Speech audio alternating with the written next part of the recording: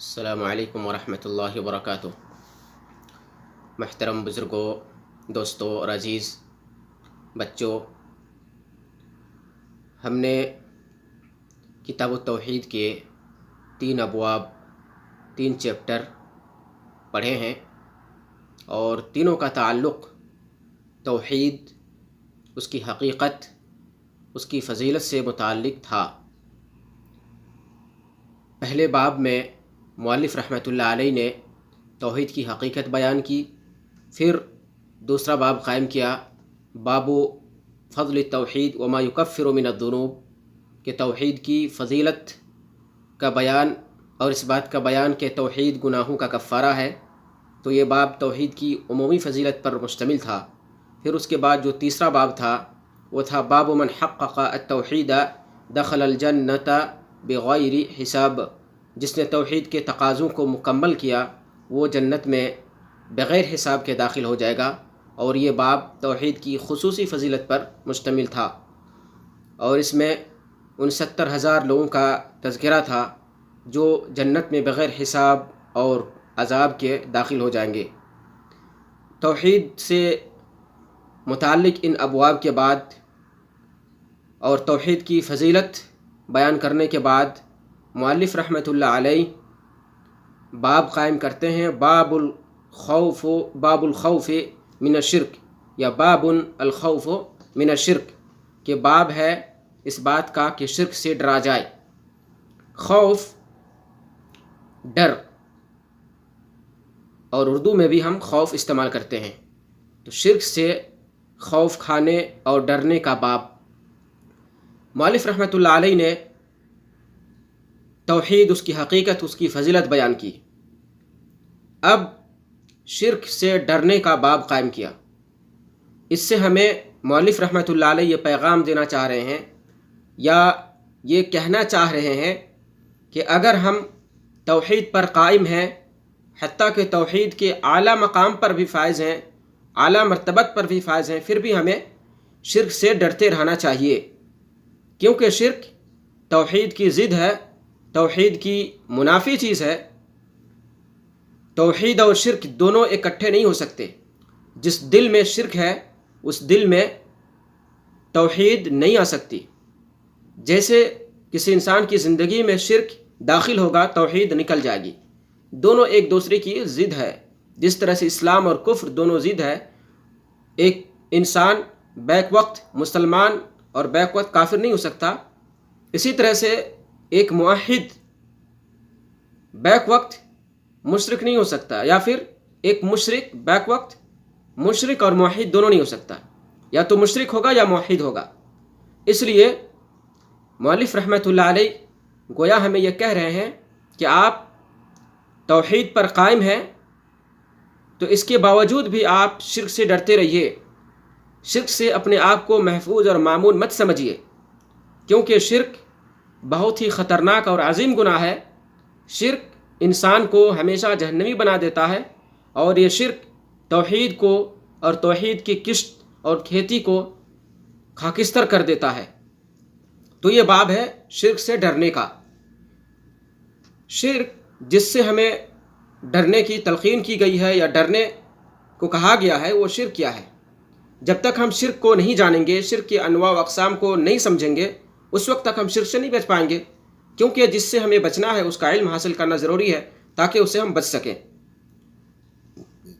عربی زبان میں ایک جملہ بڑا مشہور ہے کہ کیف یتقی من لا یدری ما یتقی، کیف یتقی من لا یدری ما یتقی، کہ وہ شخص کیسے بچے گا جو یہ نہیں جانتا ہے کہ کس چیز سے اسے بچنا ہے۔ تو جس چیز سے بچنا ہے اس کا علم حاصل کرنا بھی ضروری ہے تاکہ اس سے بچا جا سکے۔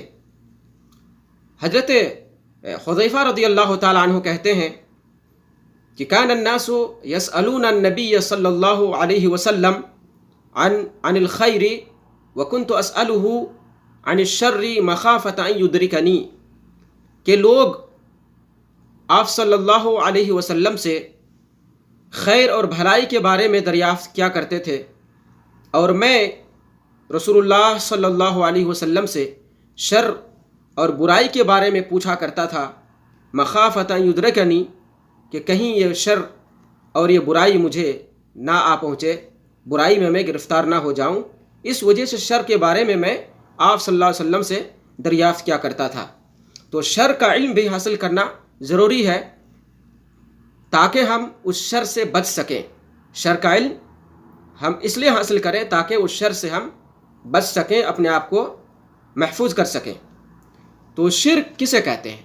شرک لغت میں، ڈکشنری میں یہ ہے کہ آپ کسی چیز میں ایک سے زائد کو جمع کر لیں، کسی بھی چیز میں ایک سے زائد کو جمع کر لیں تو یہ شرک ہے۔ تو شرک کے اندر مشارکت یا اختلاط کا معنی پایا جاتا ہے، اور اصطلاح میں اس کی تعریف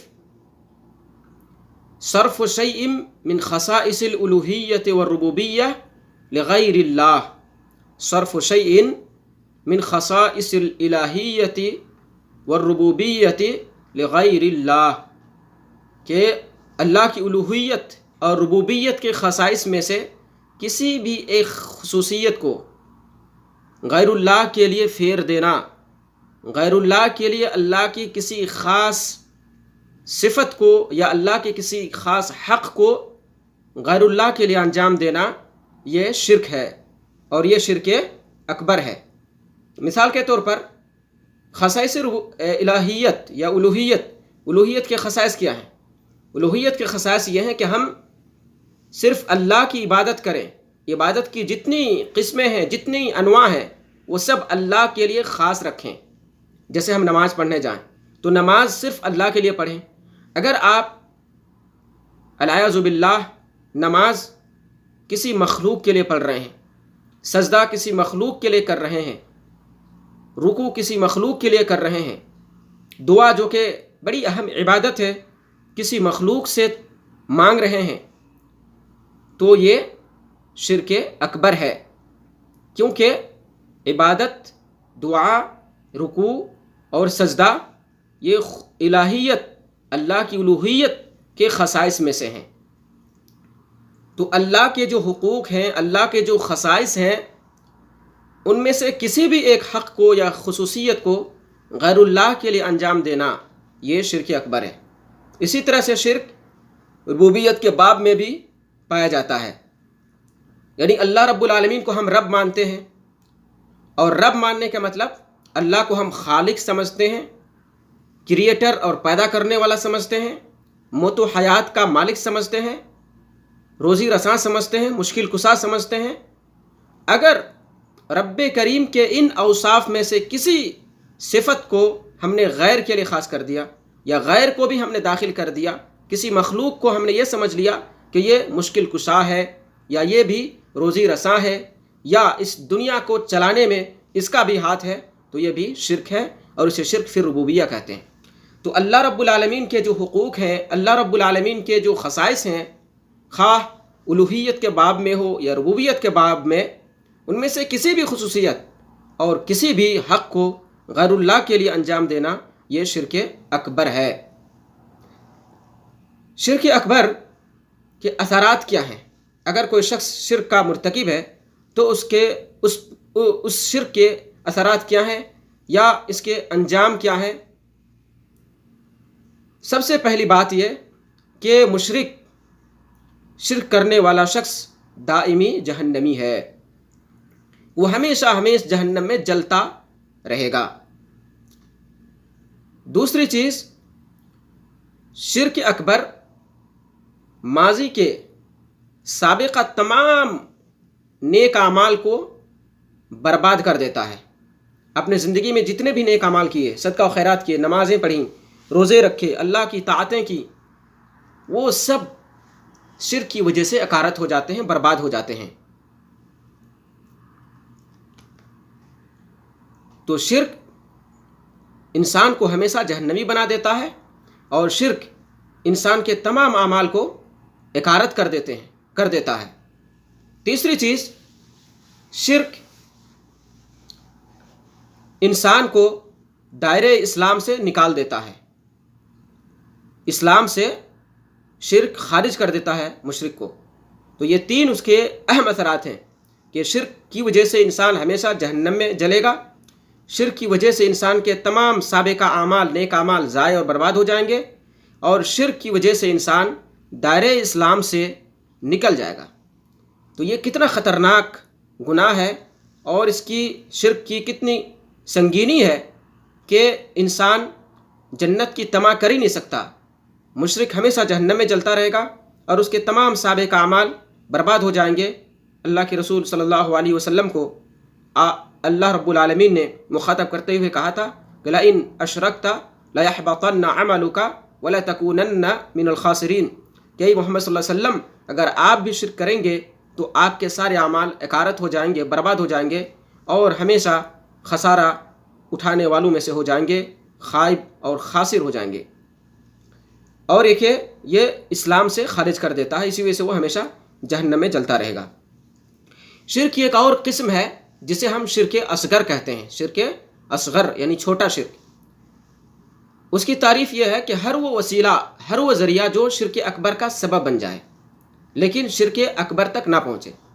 مثال کے طور پر آپ نے کوئی تعویذ لٹکایا یا کوئی دھاگا اپنے ہاتھ پہ باندھا تو یہ شرک اصغر ہے۔ آپ نے اس دھاگے کو ایک سبب بنایا، شفایابی کا سبب مان لیا، تو یہ بھی شرک اصغر ہے۔ شرک اکبر اس لیے نہیں ہے کیونکہ آپ اس دھاگے کو یا اس تعویذ کو بچاتے خود شافی نہیں سمجھ رہے ہیں۔ آپ کا یہ عقیدہ نہیں ہے کہ یہ تعویذ یا یہ دھاگا آپ کو بچاتے خود شفا دے گا۔ اگر آپ کا یہ عقیدہ ہو جائے کہ یہ تعویذ ہی آپ کو شفا دے رہا ہے یا یہ دھاگا ہی آپ کو صحت عطا کر رہا ہے تو پھر یہ شرک اکبر ہو جائے گا۔ لیکن آپ نے اس دھاگے کو یا تعویذ کو شفایابی کا ذریعہ سمجھ رکھا ہے، حالانکہ وہ شفایابی کا ذریعہ نہیں ہے، تو یہ شرک اصغر ہے۔ اسی طرح سے غیر اللہ کی قسمیں کھانا، یہ بھی شرک اصغر ہے۔ اسی طرح سے ریاکاری، دکھاوا، تو یہ بھی شرک اصغر میں داخل ہے۔ شرک اصغر کا حکم یا اس کے اثرات کیا ہیں؟ اس کے اثرات یہ ہے کہ شرک اصغر میں ملوث شخص ہمیشہ جہنم میں نہیں رہے گا، اس کو اس گناہ کے بقدر جہنم میں ڈالا جائے گا، پھر اللہ رب العالمین اسے ایک نہ ایک دن جنت میں داخل کرے گا۔ اور یہ شرک اصغر انسان کو دائرۂ اسلام سے نہیں نکالتا ہے بلکہ وہ اسلام کے اندر رہتا ہے۔ لیکن شرک اصغر بھی بغیر توبہ کے اللہ اس دنیا میں معاف نہیں کرتا۔ یہ عظیم گناہ ہے، شرک اصغر بھی عظیم گناہ ہے۔ تمام کبیرہ گناہوں میں شرک اکبر کے بعد شرک اصغر کا درجہ ہے۔ تو شرک اصغر سے انسان دائرۂ اسلام سے نہیں نکلتا ہے اور ہمیشہ جہنم میں بھی نہیں جلے گا وہ۔ اور یہ کہ قیامت کے دن جب نیکی اور بدی میں موازنہ ہوگا، نیکی اور بدی کو تولا جائے گا، تو اس وقت شرک اصغر بھی اس موازنہ میں داخل ہوگا۔ یعنی نیکی اور بدی کے موازنے میں شرک اصغر بھی داخل ہوگا۔ مطلب یہ ہے کہ اگر آپ کی زندگی میں یا آپ نے زندگی میں شرک اصغر کا ارتکاب کیا ہے تو اور آپ نے نیکیاں بھی کی ہیں، تو نیکیوں کو ترازو کے ایک پلڑے میں اور آپ کے شرک اصغر یا اس کے علاوہ دیگر گناہوں کے پلڑے میں رکھا جائے گا، تو جو پلڑا بھاری ہوگا تو اسی کے حساب سے فیصلہ ہوگا۔ ہو سکتا ہے اللہ رب العالمین شرک اصغر کی وجہ سے آپ کو جہنم میں نہ ڈالے، بلکہ اول وہلے میں بھی اللہ رب العالمین آپ کو جنت میں داخل کر سکتا ہے۔ لیکن بڑا خطرناک یہ بھی گناہ ہے کیونکہ شرک اصغر کو بھی اللہ رب العالمین بغیر توبہ کے معاف نہیں کرتا اس دنیا میں۔ الخوف من الشرک، یہ شرک سے متعلق کچھ بنیادی اور اصطلاحی باتیں ہوئیں۔ آگے مؤلف رحمۃ اللہ علیہ اللہ رب العالمین کا ایک قول سورۃ النساء سے نقل کرتے ہیں، کہتے ہیں وقول اللہ عز وجل ان اللہ لا یغفر ان یشرک بہ ویغفر ما دون ذلک لمن یشاء۔ ان اللہ، بے شک اللہ رب العالمین، لا یغفر، معاف نہیں کرے گا، ان یشرک بہ، کہ اس کے ساتھ شرک کیا جائے، ویغفر ما دون ذلک لمن یشاء، اور شرک کے علاوہ یا شرک سے کمتر گناہ کو اللہ رب العالمین جس کے لیے چاہے گا معاف کر دے گا۔ ان اللہ لا یغفر ان یشرک بہ، ان یشرک، یہ ان مصدریہ ہے، یشرک فعل مضارع اور مجہول ہے، یشرک بہ، اور یہ معول ہے، مصدر معول اس کو بولتے ہیں، ان یشرک بہ مصدر معول، گویا اس کی تقدیر یوں ہوگی لا یغفر شرکن بہ، لا یغفر شرکن بہ، تو شرکن یہ نکرہ ہو گیا، مصدر معول بن کر یہ نکرہ کے حکم میں آ گیا. اور آپ جانتے ہیں کہ نکرہ جب نفی کے سیاق میں آئے تو وہ عموم کا فائدہ دیتا ہے. لا یغفر یہ نفی ہے، اور ان یشرکا جس کی تقدیر شرکن ہے وہ نکرہ ہے. تو نفی کے سیاق میں یہ نکرہ آ رہا ہے، اس لیے یہ عموم کا فائدہ دے رہا ہے، یعنی اس میں شرک اصغر بھی داخل ہے اور شرک اکبر بھی داخل ہے. تو اللہ رب العالمین شرک اکبر اور شرک اصغر کو معاف نہیں کرتا ہے. یہ محققین اہل علم کی رائے ہے کہ اس آیت کریمہ کے اندر ان یشرکا کے اندر شرک اکبر داخل ہے، اسی طرح شرک اصغر بھی داخل ہے. اور بعض مفسرین نے کہا کہ نہیں، اس سے شرک اکبر ہی مراد ہے. بہرکیف محققین اہل علم نے کہا کہ شرک اصغر بھی اس میں داخل ہے، اور اس لفظ کا یا اس جملے کا عموم بھی اسی پر دلالت کر رہا ہے. ان اللہ لا یغفر ان یشرک بہ، اللہ رب العالمین شرک کو خواہ وہ اکبر ہو یا اصغر ہو، بڑا شرک ہو یا چھوٹا شرک ہو، اسے معاف نہیں کرے گا. یعنی اگر انسان شرک کرتے ہوئے اور شرک کی حالت میں مر جاتا ہے، اس دنیا میں اسے شرک سے توبہ کرنے کی فرصت یا توبہ کرنے کی توفیق نہیں ملتی ہے، تو اسے اللہ رب العالمین معاف نہیں کرے گا. تو گویا اس آیت کا تعلق اس سے ہے کہ انسان اگر شرک سے توبہ نہیں کرتا ہے اور شرک کی حالت میں مر جاتا ہے، تب اللہ رب العالمین قیامت میں اسے معاف نہیں کرے گا، اس کے شرک کو معاف نہیں کرے گا. لیکن اس دنیا میں اگر کوئی انسان شرک کرتا ہے اور صدق کے دل سے، سچے دل سے سچی توبہ کر لیتا ہے اس شرک سے، تو اللہ رب العالمین غفور الرحیم ہے، اللہ اسے معاف کر دے گا. رب ذوالجلال نے فرمایا قل یا عبادی الذین اسرفوا علی انفسہم لا تقنطوا من رحمت اللہ ان اللہ یغفر الذنوب جميعا، کہ میرے بندو جو اپنے اوپر ظلم کیے ہو، لا تقنطوا من رحمت اللہ، اللہ کی رحمت سے نا امید مت ہو، اللہ کی رحمت سے مایوس مت ہونا. ان اللہ یغفر الذنوب جميعا، بے شک اللہ رب العالمین تمام گناہوں کو معاف کر دیتا ہے. تو تمام گناہوں کو معاف کر دیتا ہے، اس میں شرک بھی داخل ہے. تو جو شخص اس دنیا میں شرک سے توبہ کرے گا اللہ رب العالمین معاف کر دے گا. لیکن اگر شرک سے توبہ نہیں کیا اور وہ مر گیا تو اللہ رب العالمین اسے معاف نہیں کرے گا. وَيَغْفِرُ مَا دُونَ ذَلِكَ لِمَن يَشَاءُ، اور اس کے علاوہ اللہ رب العالمین جسے چاہے گا، یعنی شرک سے کمتر جو گناہ ہے اسے جس کے لیے چاہے گا معاف کر دے گا. کوئی بھی کبیرہ گناہ ہو شرک کے علاوہ، زنا ہو، چوری ہو، ڈکیتی ہو، کوئی بھی گناہ ہو، اللہ رب العالمین جس کے لیے چاہے گا، جس پہ رحم کرنا چاہے گا، اس کے لیے اس کے ان کبیرہ گناہوں کو معاف کر سکتا ہے، کر دے گا. ما دون ای ما اقل، شرک سے کمتر گناہ کو اللہ جس کے لیے چاہے گا معاف کر دے. لمن یشاء، یہ اللہ کی مشیت میں ہے. یہ ضروری نہیں کہ اللہ رب العالمین تمام لوگوں کو معاف کر دے. اللہ رب العالمین اپنی مرضی سے جس کو چاہے معاف کرے گا اور جس کو چاہے گا معاف نہیں کرے گا. اس آیت کریمہ میں یا اس آیت کریمہ کے اس ٹکڑے میں یغفر ما دون ذلک لمن یشاء دراصل رد ہے معتزلہ اور خوارج پر، جو کہتے ہیں کہ مرتکب کبیرہ دائمی جہنمی ہے، اللہ اسے معاف نہیں کرے گا. یہاں پہ اللہ رب العالمین کہہ رہا ہے کہ مرتکب کبیرہ بھی اللہ کی مشیت میں ہوگا، کبیرہ گناہ کا مرتکب بھی اللہ کی مشیت میں ہوگا. چاہے گا تو اللہ معاف کر دے گا اور چاہے گا تو اسے جہنم میں ڈالے گا، پھر ایک نہ ایک دن اسے توحید کی بدولت جہنم سے نکال کر جنت میں داخل کرے گا. تو یہاں خوارج اور معتزلہ پر بھی رد ہے، جو کہتے ہیں کہ کبیرہ گناہ کا مرتکب شخص ہمیشہ جہنم میں جائے گا، اللہ اسے معاف نہیں کرے گا. حالانکہ اللہ رب العالمین یہاں اس آیت میں یہ فرما رہے ہیں کہ اگر وہ مرتکب کبیرہ اللہ کی مشیت میں ہے، اللہ چاہے تو اسے معاف کر سکتا ہے. آگے مؤلف رحمۃ اللہ علیہ کہتے ہیں، اس سے پہلے اس آیت کا باب سے کیا تعلق، شرک سے کیا تعلق ہے؟ شرک سے یہ تعلق ہے یا شرک سے ڈرنے کا یہ باب ہے. اس باب سے اس کا تعلق یہ ہے کہ اس آیت میں اللہ رب العالمین ہمیں شرک کی سنگینی کے بارے میں بتلا رہا ہے کہ شرک کو اللہ معاف نہیں کرتا ہے. یعنی یہ اتنا عظیم گناہ ہے کہ اس گناہ کو اللہ معاف نہیں کرتا ہے. اگر اس گناہ پر انسان کی موت ہو جاتی ہے تو ہمیں اس گناہ سے بچنا چاہیے، ڈرتے رہنا چاہیے کہ اتنا بڑا گناہ ہے، اتنا سنگین جرم ہے کہ اللہ رب العالمین معاف نہیں کرتا ہے. تو ہمیں اس گناہ سے ڈرتے رہنا چاہیے، بچتے رہنا چاہیے. آگے مؤلف رحمۃ اللہ علیہ کہتے ہیں وقال الخلیل علیہ السلام وجنبنی وبنی ان نعبد الاصنام. وجنبنی یہ سورہ ابراہیم کی آیت ہے، آیت نمبر 25. حضرت ابراہیم علیہ السلام وہ اللہ سے دعا کر رہے ہیں کہ وجنبنی مجھے بچائیے، اے اللہ مجھے بچا لیجئے، وبنی اور میری اولاد کو بچا لیجئے، ان نعبد الاصنام بتوں کی عبادت سے. اللہ اکبر. یہ دعا کون کر رہے ہیں؟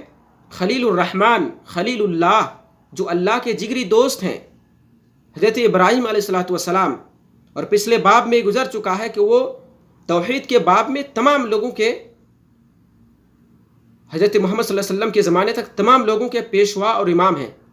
کان امہ قانتا للہ، وہ تنہا ایک امت تھے، امام تھے، پیشوا تھے، اور یکسو ہو کر اللہ کی عبادت کرنے والے تھے، ہمیشہ اللہ کی بات کرنے والے تھے. حنیفاً، بتوں سے کنارہ کش تھے. ولم یک من المشرکین، مشرکوں میں سے نہیں تھے.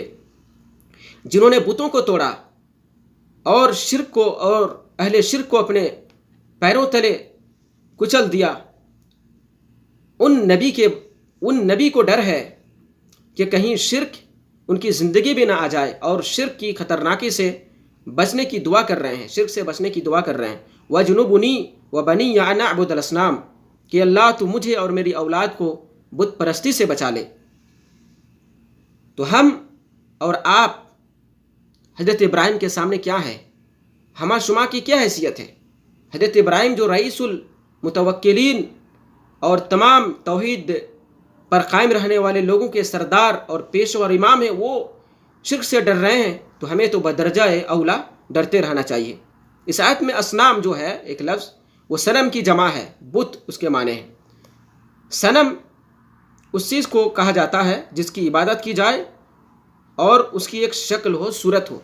جس بت کو کسی شکل صورت میں بنایا گیا ہو، انسان کی شکل میں یا کسی حیوان کی شکل میں، کسی مخلوق کی شکل میں، اور پھر اس کے سامنے سجدہ کیا جائے، اسے پوجا جائے، عبادت کی جائے، اس کو صنم کہتے ہیں عربی میں. اور ایک لفظ ہے وثن. وثن کہتے ہیں جس چیز کی بھی بات کی جائے، خواہ اس کی کوئی شکل بھی نہ ہو، اس کی شکل نہ ہو، اس کو وثن کہتے ہیں. جیسے کہ حدیث میں آیا ہے، اللہ کے نبی صلی اللہ علیہ وسلم نے فرمایا وَلَا تَجْعَلْ قَبْرِي وَثَنًا يُعْبَدْ، کہ اللہ رب العالمین تو ہماری قبر کو وثن یعنی بت نہ بنا جس کی عبادت کی جائے. تو قبر کسی چیز کی شکل میں نہیں بنائی گئی ہے، قبر کسی چیز کی شکل میں نہیں بنائی گئی ہے، تو اس کو وثن کہا گیا. تو صنم جو کسی انسان یا مخلوق کی شکل میں بنایا جائے اور اس کی بات کی جائے، وہ صنم ہے. اور جس کی کوئی شکل نہ ہو بلکہ لوگ اس کو اپنا معبود سمجھ لیں اور اس کی بات کرنے لگے، اس کو وثن کہتے ہیں. جیسے قبر ہے، مزار ہے، پتھر ہے، حجر ہے، یہ سب.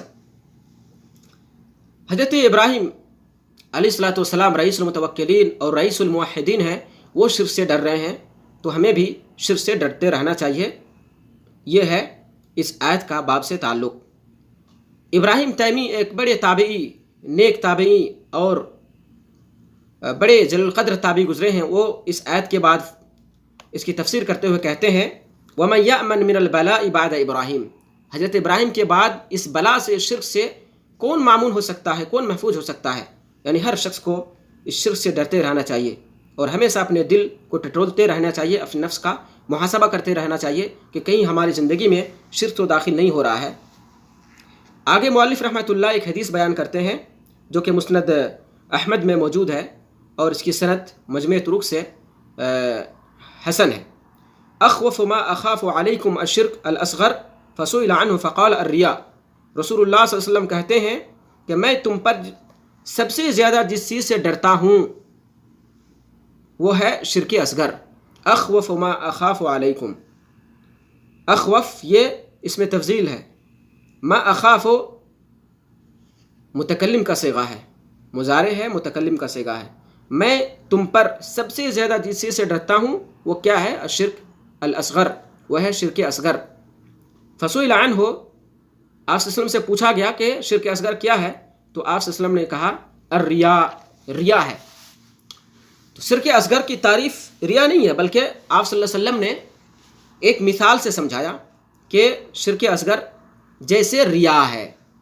ایک انسان نماز میں کھڑا ہوتا ہے، اللہ کے لیے نماز پڑھتا ہے، پھر ایک کسی آدمی کو وہ دیکھتا ہے اور پھر اپنا رکوع لمبا کرنے لگتا ہے، سجدہ لمبا کرنے لگتا ہے، تمام نماز کے ارکان، واجبات، سنن کے ساتھ وہ نماز ادا کرتا ہے بڑی خشوع خضوع کے ساتھ، اور اس کی یہ نیت ہو جاتی ہے تاکہ کہ اس کی تعریف ہو اور لوگ اسے عابد سمجھے، لوگ اسے زاہد سمجھنے لگے، تو یہ ریاکاری ہے۔ یہ شرک اصغر جس عمل میں داخل ہو، ریاکاری جس عمل میں داخل ہو، وہ عمل برباد ہو جاتا ہے۔ ایک انسان نماز میں داخل ہوا اور شروع ہی سے اس کی نیت یہ ہو گئی کہ اللہ کی تو عبادت کر رہے ہیں لیکن لوگ بھی میری تعریف کریں، لوگ مجھے عابد کہیں، تو یہ ریاکاری ہے۔ اگر عبادت میں، نماز میں، مثال کے طور پر نماز میں یہ ریاکاری داخل ہو گئی تو وہ نماز برباد ہو جاتی ہے۔ سابقہ نمازیں برباد نہیں ہوتی، لیکن جس عمل میں، جس عبادت میں ریاکاری پائی جائے، شرک اصغر پایا جائے، وہ عمل برباد ہو جاتی ہے، اس عمل کا کوئی اعتبار نہیں ہوتا ہے۔ یہ ہے فرق شرک اکبر اور شرک اصغر میں۔ ایک فرق یہ ہے کہ جس عمل کے اندر شرک اصغر پایا جائے وہ عمل برباد ہو جاتا ہے، لیکن ماضی کے اعمال برباد نہیں ہوتے، لیکن شرک اکبر تمام اعمال کو منہدم کر دیتا ہے۔ تو اللہ کے رسول صلی اللہ علیہ وسلم کن سے مخاطب ہیں؟ صحابہ کرام سے۔ صحابہ کرام سے مخاطب ہیں، صحابہ کرام یہاں مخاطب ہیں کہ اخوف ما اخاف علیکم، میں آپ لوگوں پر سب سے زیادہ جس چیز سے ڈرتا ہوں وہ ہے شرک اصغر، کیونکہ شیطان کو نیک اور صالح لوگوں سے اس بات سے نا امیدی ہو جاتی ہے کہ شرک اکبر یہ کریں۔ شرک اکبر میں نیک لوگ بہت کم پھنستے ہیں، بہت کم اس کا امکان رہتا ہے، لیکن شرک اکبر میں گرفتار ہونے کا امکان زیادہ رہتا ہے، اور شیطان نیک اور صالح لوگوں کو شرک اکبر میں جیسے ریاکاری وغیرہ میں داخل کرنے اور ڈالنے کی پوری کوشش کرتا ہے۔ اس لیے نیک لوگوں کو خصوصاً شرک اصغر سے بچنے کی پوری کوشش کرنی چاہیے، ہمیشہ شرک اصغر سے جیسے ریاکاری سے ڈرتے رہنا چاہیے۔ تو اس باب کا یہی اس حدیث کا باب سے یہی تعلق ہے کہ ہمیں شرک اصغر سے بھی ڈرتے رہنا چاہیے۔ آج بہت سارے لوگوں کو آپ دیکھیں گے جو اپنی زندگی میں، اس دنیاوی زندگی میں اسلام پر کاربند ہیں حتی المقدور، نماز کے، روزے کے اور دیگر اوامر کے پابند ہیں، لیکن ان کے اندر آپ دیکھیں گے کہ ریاکاری ہے، یا تو ان کو اس ریاکاری یا شرک اصغر کی خطرناکی کا علم نہیں ہے، یا پھر لوگوں کی تعریف اور ثنا چاہتے ہیں۔ میں نے کئی لوگوں کو یہ کہتے سنا، کئی حاجیوں کو خصوصاً، کہ میں جب سے حج کر کے آیا ہوں، عمرہ کر کے آیا ہوں، الحمدللہ قیام اللیل مجھ سے نہیں چھوٹتا ہے، رات کی نماز، تہجد کی نماز مجھ سے نہیں چھوٹتی ہے۔ تو یہ ریاکاری ہے۔ آپ کوئی عبادت خلوت میں کر رہے ہیں، تنہائی میں کر رہے ہیں، پھر اسے دن میں لوگوں کے سامنے بیان کر رہے ہیں، یہ ریاکاری ہے، یہ شرک اصغر ہے۔ اللہ رب العالمین ہمیں اور تمام لوگوں کو اس شرک سے بچائے۔ آگے مؤلف رحمۃ اللہ علیہ حضرت عبداللہ بن مسعود سے ایک حدیث روایت کرتے ہیں جو صحیح بخاری میں ہے۔ آپ صلی اللہ علیہ وسلم نے فرمایا، من مات وهو يدعو للہ ندا دخل النار، من مات، جس کی موت ہو گئی، وهو يدعو للہ ندا، اس حال میں کہ وہ اللہ کے ساتھ کسی شریک کو، کسی ساجی کو، کسی مثیل کو، نظیر کو پکارتا تھا، دخل النار، وہ جہنم میں داخل ہوگا۔ تو جس کسی کی بھی موت اس حال میں ہوتی ہے کہ وہ شرک کر رہا تھا، اللہ کے ساتھ کسی غیر کو بھی پکار رہا تھا، تو ایسا شخص جہنم میں داخل ہوگا اگر اسے توبہ کی توفیق نہیں ملی تو اس حدیث کا بھی باب سے تعلق یہی ہے کہ یہاں شرک کی خطرناکی سے ڈرایا جا رہا ہے کہ شرک اتنا بڑا گناہ ہے کہ اللہ رب العالمین ڈائریکٹ جہنم کی دھمکی دے رہا ہے، اور شرک کرنے والا جہنم میں داخل ہو جائے گا۔ گویا مشرک سے جہنم بالکل قریب ہے۔ من مات وهو يدعو للہ ندا دخل النار، جو اس حال میں مرے گا کہ وہ کسی غیر کو پکار رہا تھا، کسی اللہ کا، کسی کو نظیر یا کسی کو مثیل سمجھ رہا تھا، تو جہنم میں داخل ہو جائے گا۔ آگے امام مسلم رحمۃ اللہ علیہ کی کتاب صحیح مسلم سے حضرت جابر رضی اللہ تعالیٰ عنہ کی ایک روایت نقل کرتے ہیں، ان رسول اللہ صلی اللہ علیہ وسلم قال، من لقی اللہ وهو لا یشرک به شیئا دخل الجنہ ومن لقیہ یشرک به شیئا دخل النار۔ من لقی اللہ، جس نے اللہ سے ملاقات کی، وهو لا یشرک به شیئا دخل الجنہ، اس حال میں کہ اس نے اللہ کے ساتھ کسی کو شریک نہیں کیا ہے، جس نے اللہ سے اس حال میں ملاقات کی کہ اس نے اللہ کے ساتھ کسی کو شریک نہیں کیا ہے، دخل الجنہ، وہ جنت میں داخل ہو جائے گا۔ سبحان اللہ۔ یہ دیکھیے موحد سے جنت کتنی قریب ہے، اور اللہ رب العالمین توحید پر قائم رہنے والے شخص سے کتنا خوش ہے کہ اگر اللہ سے ایک موحد ملتا ہے اور اللہ کے ساتھ کسی کو شریک نہیں کرتا ہے تو جنت میں وہ داخل ہوگا۔ وَمَن لَقِيَهُ يُشْرِكُ بِهِ شَيْئًا دَخَلَ النَّارِ، اور جو اللہ سے ملاقات کرے گا اس حال میں کہ اس نے اللہ کے ساتھ کسی کو شریک کیا ہوگا، دخل النار، وہ نار میں، جہنم میں داخل ہوگا۔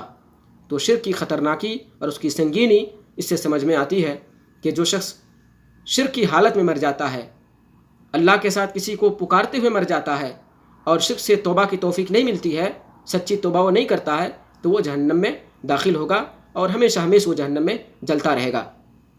یعنی اگر اس نے شرک اکبر کیا ہے تو ہمیشہ اللہ کے ساتھ جلتا رہے گا، جہنم میں جلتا رہے گا، اور اگر شرک اصغر ہے تو موازنہ میں، نیکی اور بدی کے موازنے میں وہ داخل تو ہوگا، لیکن یہ بہت بڑا، یہ بھی جرم ہے، بہت بڑا گناہ ہے۔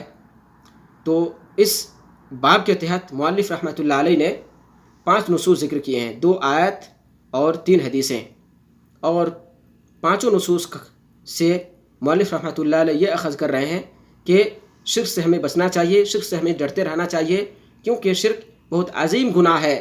اللہ رب العالمین شرک کو معاف نہیں کرتا، حتیٰ کہ اس شرک سے ان انبیاء نے بھی بچنے کی دعا کی ہے جو رئیس المتوکلین اور توحید پرستوں کے سردار اور امام و پیشوا رہے ہیں، اور اللہ کے رسول صلی اللہ علیہ وسلم بھی شرک سے ڈرتے رہے ہیں۔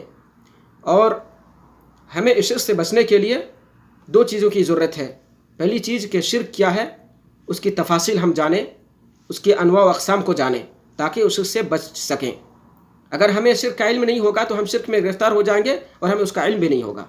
اور دوسری چیز وہ یہ ہے کہ اللہ سے ہمیشہ آپ دعا کرتے رہیں کہ اللہ رب العالمین ہمیں اور آپ کو شرک سے بچائے رکھے، جیسے کہ حضرت ابراہیم نے دعا کی کہ وَجْنُبْنِي وَبَنِيَّ أَن نَعْبُدَ الْأَصْنَامَ۔ اسی طرح سے ایک دعا آپ صلی اللہ علیہ وسلم نے حضرت ابوبکر رضی اللہ تعالیٰ عنہ کو سکھلائی تھی کہ اللہم انی اعوذ بک ان اشرک بک وانا اعلم واستغفرک لما لا اعلم۔ امام بخاری نے ادب المفرد میں اس حدیث کو ذکر کیا ہے، یا اس دعا کو ذکر کیا ہے کہ اللہ میں تیری پناہ چاہتا ہوں اس بات سے کہ تیرے ساتھ میں کسی کو شریک کروں اور مجھے اس کا علم ہو، واستغفرک لما لا اعلم، اور تجھ سے مغفرت کا طلبگار ہوں ان چیزوں میں جس کا مجھے علم نہیں ہے۔ تو یہ ایک دعا ہے، بڑی اہم دعا ہے، یہ دعا بھی انسان کو صبح و شام کرتے رہنا چاہیے۔ اللہم انی اعوذ بک ان اشرک بک وانا اعلم واستغفرک لما لا اعلم۔ اللہ رب العالمین سے دعا گو ہوں کہ اللہ رب العالمین ہمیں اور